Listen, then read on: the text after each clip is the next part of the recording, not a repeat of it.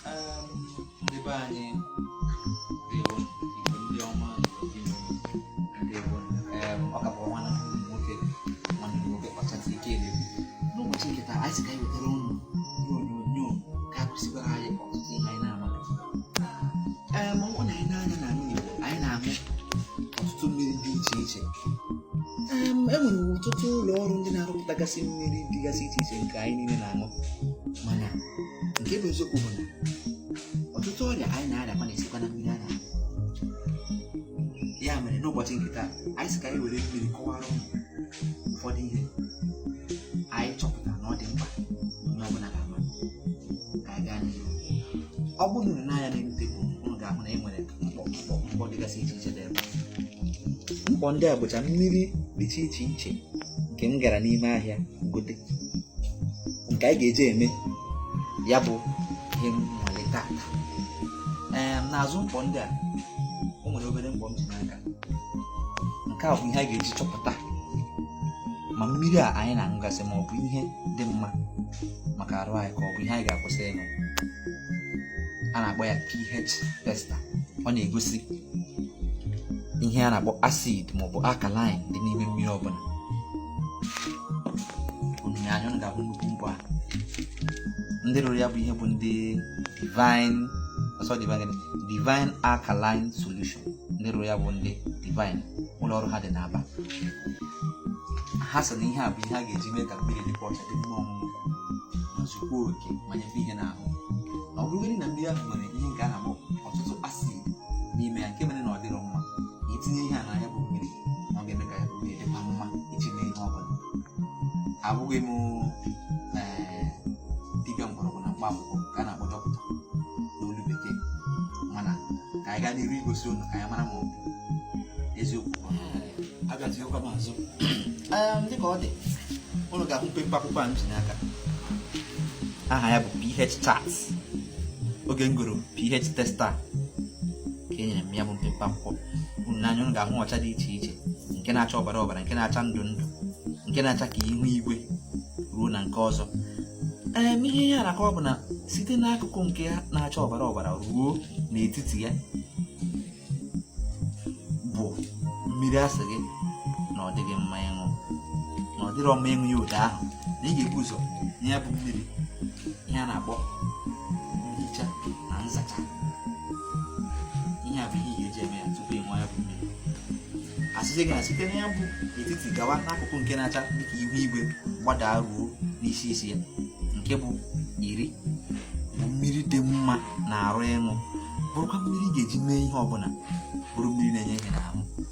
Ka anyị gaa n'ihu ịchọpụta mmiri ndị a ma ha dị mma ma ha adịghị mma, ma ihe ha bụ eziokwu ka ọ na ọ bụ.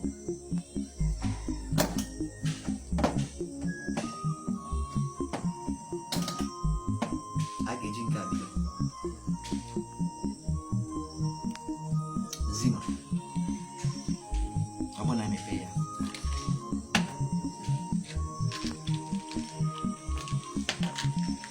anyị atụnye anyị ayagharịa ya. Ọ ga-ahụ ka o si acha. Ọ na-acha ndụ ndụ. Ọ ga-ahụ ya, ọ na-acha ndụ ndụ. Ihe nke a pụtara bụ ọ naghị achasị ndụ ndụ ike. Ihe ọ pụtara na mpempe akwụkwọ a bụ na ọ dịchaghị mma ya bụ mmiri ịṅụ, na a ga-etinye ya, a ga-azacha ya tupu a ṅụọ ya. Anyị gaa na nke a bụ chini. Anyị wetakwa ihe a, anyị apịnyekwa ya na ya ọzọ.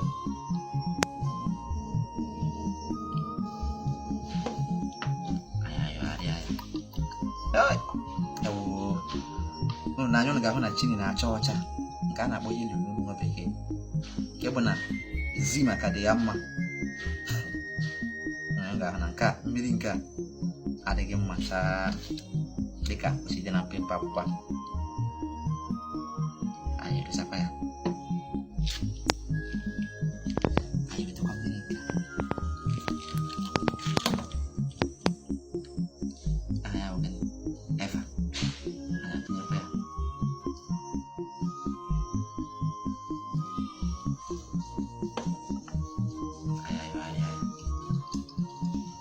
ọnụ n'anya ụnụ ga-ahụ na ọ na-acha ka ihu igwe, nke bụ na ya bụ mmiri a na-akpọ Eva bụ mmiri dị mma ịṅụ aṅụ.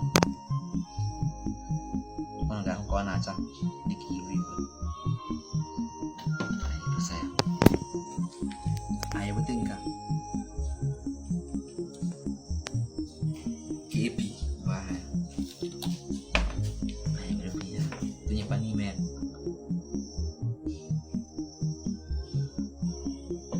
Yọgharịkwa ya. Ụnụ ahụkwa ka ọ na-acha dịka ihu igwe, nke gosi na ọ bụkwa ezigbo mmiri. Ị nwere ike ime ya. Ọ bụrụ na ezigbo otu a mekwa na mmiri ndị a dịcha ebe a, aha nke a bụ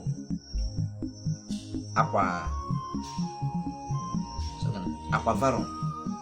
Ọ bụrụ na anyị tinyekwa ya n'ime ya,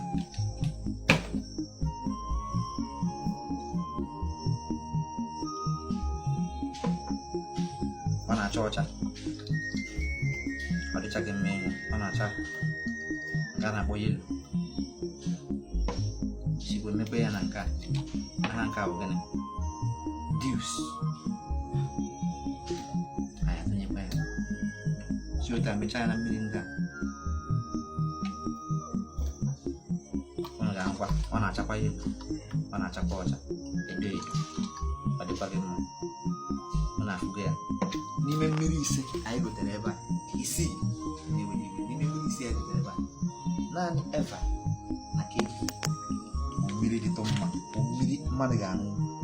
Eva akwa KP mma ma anyị na-ede ka ha si acha, mana ha abụọ dị mma. Sọnsọ mmiri ọzọ mekwere ka ọ ga-adịkwa mma mana ọ fọrọ nwa obere bụ nke a na-akpọ Zima. Ọ na-acha ndụ ndụ mana ndị mmadụ na-aṅụ ha niile na-amaghị ihe a na-eme. Ya mere anyị ji weta nke a na-akpọ alkaline solution. Ọ bụrụ na anyị were ihe a dịka ndị rụrụ ya si kwuo na ọ na-eme ka mmiri dị ọcha, anyị gbata ya nwa obere, anyị were ya gbanye na Zima a na-acha ndụ.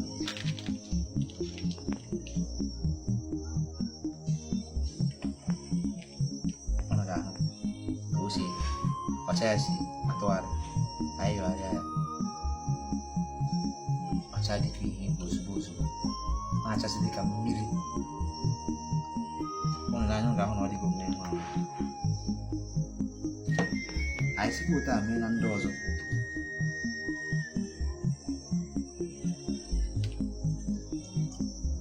Ọ dịgo mmiri nwa.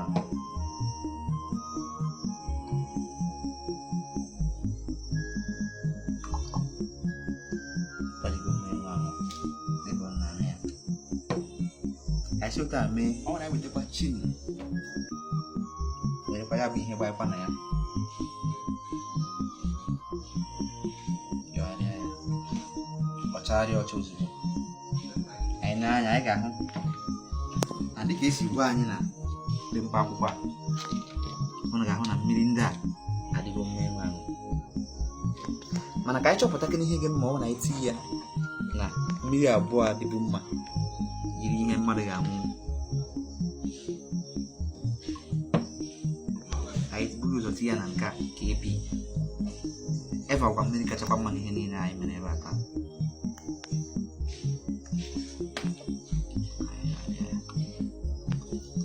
Ịhụ na enwechaghị nnukwu ihe mere n'ahụ gị. Ọ na-achagbu dịka ihu igwe n'isi ụtụtụ, mana dịka ọdụgba ọrụ jiela gbachitukwuo. Ọ bụrụ na anyị werekwa ya bụ ihe tinye na Eva nke kacha ha niile mma,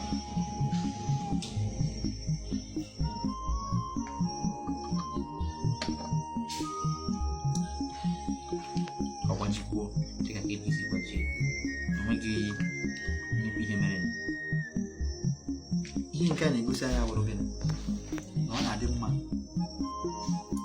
ịṅụ mmiri ga-enye anyị ihe na nweghị mgbe isiri mmiri n'ọgwụgwọ na o nwere ọtụtụ ihe ga-eme na mmiri dịka itinye ya a na-akpọ alkaline solution na mmiri mee ka ọ dị mma. Dịka m gwakwara ụnụ, abụghị m dibịa mgbọrọgwụ na mgba agwọ nke a na-akpọ dọkịta n'nwa bekee. Ya mere agaghị m agwa ụnụ ihe unu ga-eme, mana a sị ka m were ihe a gosi anyị na ọtụtụ mmiri a na-aṅụ, ụfọdụ dị mma, ụfọdụ adịghị mma. Ya mere ka anyị na-ehi na-esa n'anya tupu anyị na-aṅụ. ama m na anyị mụtara ihe dị iche taa. Onwe onye nwere ajụjụ, o nwere ike ịhapụrụ anyị ajụjụ n'ebe a na-ede okwu nke a na-akpọ kọment. Anyị ga-asa gị ya ma anyị fụ ya. Onwe onye nwere ihe ọ ga-ekwukwa ya, maka na mmụta ga-eji eto mmụta maka mmụta dị ụtọ. Asụsụ Igbo anyị amaka. Onwe onye nwere mgbagwoju anya, ị nwere ike ịjụ anyị ajụjụ. Asị m onye chiri ya zere Igbo anyị bụ amaka. Ya ga-adịrị